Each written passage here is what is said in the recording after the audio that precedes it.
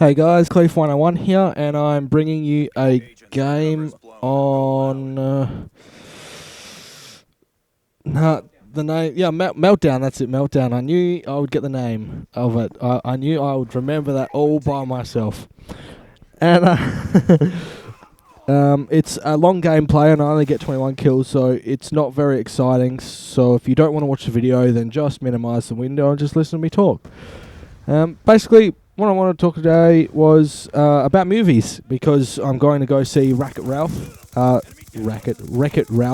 tonight with Ultima Odin and a couple of my other real life friends, and it made me think about some other movies that I've watched and some experiences and stuff that I've had at the cinemas. And one very avid memory of mine from the cinemas was when I was a kid. And me and my family went to see this a movie. I can't remember what movie it was. It was too long ago, but we went to the movies to go see a movie, as you do. We got our popcorn, we got everything from the candy bar and everything.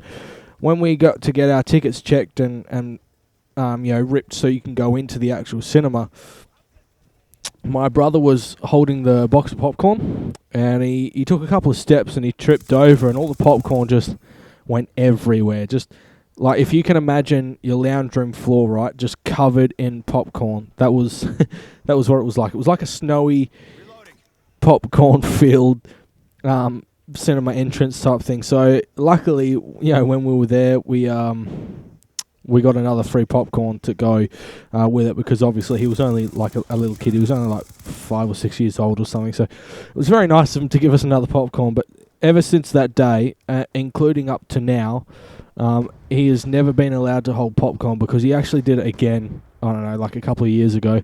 And he's 20 now. He's about to turn 21, and so he's never allowed to hold popcorn ever again, purely because of that incident.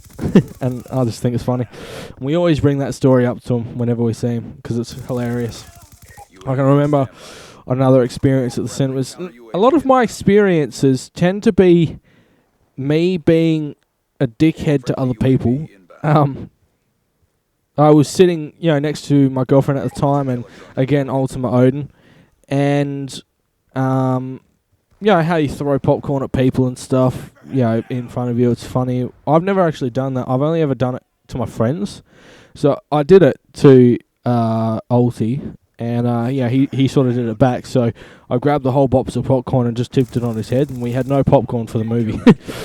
So those are some of my experiences with the movies. I'd like to hear some of yours. I don't really have too many interesting ones besides, you play the arcade games when you're there. I don't know what it's like in America or England or anything, but here in Australia, at least with all the cinemas that I've been to, they've got like arcade games there as well to entertain you while you're waiting for your movie to start, or after the movie's finished and stuff. And I can just remember whenever we went there with my dad. My dad's a very competitive person, very much, that's probably where I get it from. Being competitive is when we would play like the car racing games, like your Sega Rally and stuff, and we would win, he would make us spend like $20 on the games until he won. And if he won the first go, then that was it. We weren't to play anymore. But he would he would keep playing the game until he won against us, which could have taken like half an hour or something. It was very competitive. It's the same when we go to Time Zone. We've got this place over here in Australia called Time Zone. It's basically an arcade, like what you would have in America. Just think of an arcade with all your arcade games, although it's actually a franchise here in Australia called Time Zone. And when you go there, you can play all your arcade games. It's the same thing. They've got your air hockey tables. And my dad is, I can remember a couple of instances with him, with me and my brother and me and Ulti. Me and my brother, he came and saw us, because he lives in a different state to us, and he came and saw us, right? And we would beat him a lot, and he wouldn't stop playing until we lost to him. And I can remember him, when he did actually score against us, do this like a arm pull thing. Like imagine if you were trying to start a chainsaw. That's what he was doing when he won, and we now call it the chainsaw. You know, the dad chainsaw, because that's what he did, and it was hilarious because he was so proud of himself for getting a score against us. He needed to celebrate in a big fashion. And, he did the same sort of thing with me and Alti when we went over to the Gold Coast for our 21st. He was very competitive and he wouldn't let us leave until he won. And when he did win, he was very celebratory about it and, had to rub it in everyone's face when he did actually win a game.